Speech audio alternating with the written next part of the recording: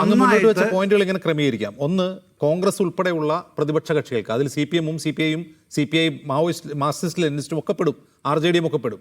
അവർക്ക് ബൂത്ത് ലെവലിൽ, ഗ്രൗണ്ട് ലെവലിൽ വേണ്ടത്ര സംഘടനാ സംവിധാനമില്ല. BJP-ക്ക് അതുണ്ട്. ഓക്കെ, അങ്ങ് പറഞ്ഞ മറ്റൊരു രണ്ട് കാര്യങ്ങളിലേക്കാണ് എൻ്റെ ഫോക്കസ്.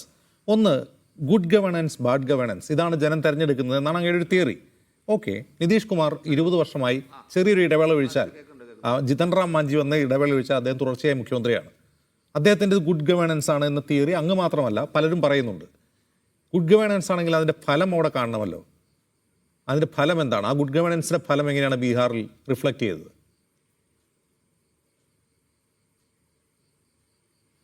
അല്ല, ഞാനതും പറഞ്ഞു. അതിനൊപ്പം തന്നെ എൻ്റെ ആ ആർഗ്യുമെൻറ്റിനൊപ്പം തന്നെ ഞാൻ അതും പറഞ്ഞു. ഗുഡ് ഗവേണൻസും ബാഡ് ഗവേണൻസുമാണ് ജനങ്ങളെ ഇരുത്തി ചിന്തിപ്പിച്ച് ഭരണ തുടർച്ച കൊടുക്കുന്നത്, അല്ലെങ്കിൽ ഭരണ തുടർച്ച ഇല്ലാതാക്കുന്നത്.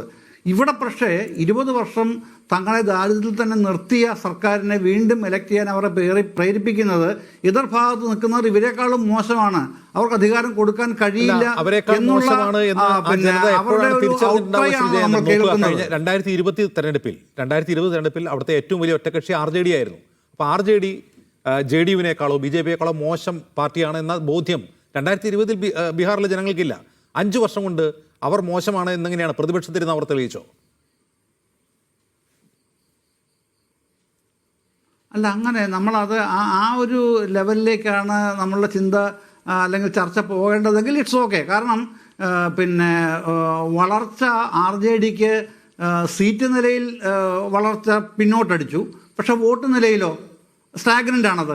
23% അത് ബിജു ജനതാദളിനേക്കാളിലും അല്ലെങ്കിൽ ഈവൻ BJP-യേക്കാളും അവരുടെ ഒന്ന് ആ ടാലിയിൽ നിന്ന് എടുത്തു നോക്കൂ. ആർക്കാണ് വളർച്ച മുരടിച്ചത്? RJD-ക്ക് വളർച്ച മുരടിച്ചു എന്ന് എങ്ങനെയാണ് ആ നോട്ടത്തിലൂടെ നമുക്ക് പറയാൻ കഴിയില്ല. പക്ഷേ ഞാനീ പറഞ്ഞ ഗുഡ് ഗവേണൻസും ബാഡ് ഗവേണൻസും ജനങ്ങളുടെ അനുഭവമാണ്. അവർ ഇയാളുടെ ഉദാഹരണത്തിന് നിതീഷ് കുമാറിൻ്റെ മെയിൻ ഫോക്കസ് എന്ന് പറഞ്ഞാൽ ഡെവലപ്മെൻറ്റിലായിരുന്നല്ലോ, ഇത്തരത്തിലുള്ള ഫ്രീ ബീസിലായിരുന്നില്ല ഒരു ഘട്ടം വരെ, അല്ലെങ്കിൽ 15 കൊല്ലം വരെ. കഴിഞ്ഞ 5 വർഷമാണല്ലോ ഇതെല്ലാം വരുന്നത് ഇങ്ങോട്ട്. 15 വർഷം വരെ അദ്ദേഹം ഡെവലപ്മെന്റൽ പൊളിറ്റിക്സിൽ വിശ്വസിക്കുന്ന ആളാണ്. അതാണ് അദ്ദേഹം ചെയ്തുകൊണ്ടിരുന്നത്. തെരഞ്ഞെടുപ്പിന് തൊട്ടു മുമ്പ് പ്രഖ്യാപിക്കുന്ന ഫ്രീബീസ് ജനങ്ങളെ സ്വാധീനിച്ചു, ജനങ്ങൾക്ക് അനുഭവവേദ്യമായി. ഓക്കെ, ആ തിയറിയും ഫ്ലോട്ട് ചെയ്യപ്പെടുന്നുണ്ട്. അതിന്റെ പ്രധാനപ്പെട്ട കാരണം സ്ത്രീ വോട്ടർമാരുടെ സംഖ്യ കൂടാൻ കാരണം അവസാന ഘട്ടത്തിൽ ഓഗസ്റ്റ് മാസത്തിൽ പ്രഖ്യാപിച്ച 10,000 രൂപയാണ്. ആ 10,000 രൂപ ലഭിച്ച ആളുകളൊക്കെ കൂട്ടമായി വന്ന് നിതീഷ് കുമാർ വോട്ട് ചെയ്ത് ജയിപ്പിച്ചു.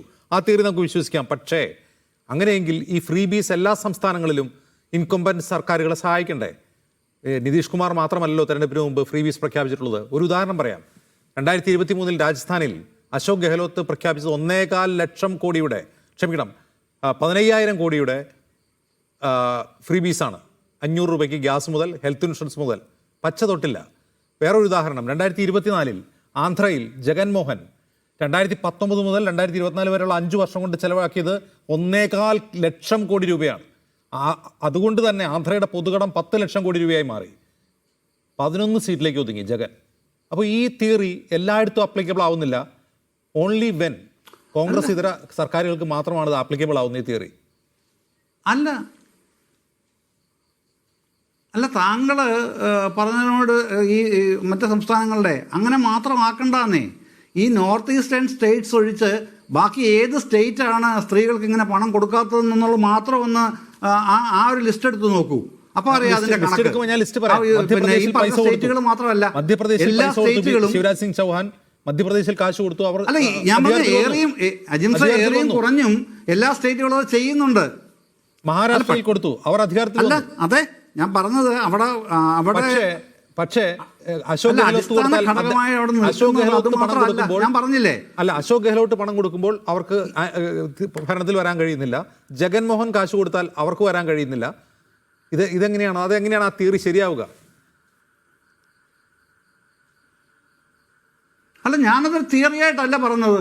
ഞാൻ പറഞ്ഞത് കഴിഞ്ഞ 20 വർഷക്കാലം എടുക്കുമ്പോൾ 15 വർഷക്കാലവും ഇദ്ദേഹം ഡെവലപ്മെന്റൽ പൊളിറ്റിക്സിലായിരുന്നു നിന്നിരുന്നത്.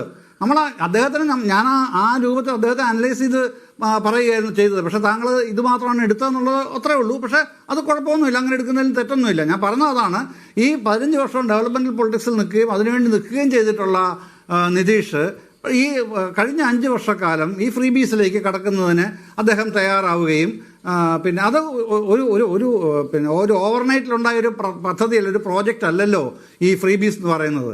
അങ്ങനെ കരുതുമ്പോഴാണ് ഇത് പ്രശ്നമാവുന്നത്. ഓവർനൈറ്റിലുണ്ടാകുന്ന ഒരു കാര്യമല്ല. അത് അതിൻ്റേതായിട്ടുള്ള സമയമെടുത്ത് BJP-യുടെ യൂണിയൻ ഗവൺമെൻറ്റും പിന്നെ ബീഹാറിലെ നിതീഷ് ഗവൺമെൻറ്റും ചേർന്നിട്ടുള്ള ഒരു ടൈപ്പായിട്ടാണ് ഈ സാധനം വരുന്നത്. അത് തന്നേ പറ്റൂ എന്നുള്ള നിലയിൽ തന്നെ വാങ്ങിക്കുന്നുണ്ടെന്ന് മറ്റു പലരും പറയുന്നുണ്ട്. അതെനിക്കറിഞ്ഞു. ഇവിടെ തന്നേ പറ്റൂ എന്ന് പറഞ്ഞാൽ വാങ്ങിച്ചുള്ളതിനെക്കുറിച്ച് എനിക്ക് നല്ല തിട്ടമില്ല. പക്ഷേ അങ്ങനെ ആണെന്ന് പറയുന്ന ആൾക്കാരുണ്ട്. അത് മറ്റൊരു കാര്യമാണ്, ഞാൻ അതിലേക്ക് വരുന്നില്ല. പക്ഷെ അങ്ങനെ വാങ്ങിച്ച് വെൽ പ്ലാൻഡ് ആയിട്ടുള്ളൊരു പ്രോജക്റ്റായിട്ടാണ് അവരിത് കൊണ്ടുവരുന്നത്. അതിൻ്റെ മെച്ചം അവർക്ക് കിട്ടിയതിന് മറ്റു പല ഘടകങ്ങളും ഉണ്ടാവാം. പക്ഷെ ഞാൻ പറയുന്നത് good governance or bad governance എന്നുള്ളതാണ് ജനങ്ങൾ അടിസ്ഥാനപരമായിട്ട് വിധി നിർണ്ണയിക്കാനായിട്ട് തീരുമാനിച്ചത്.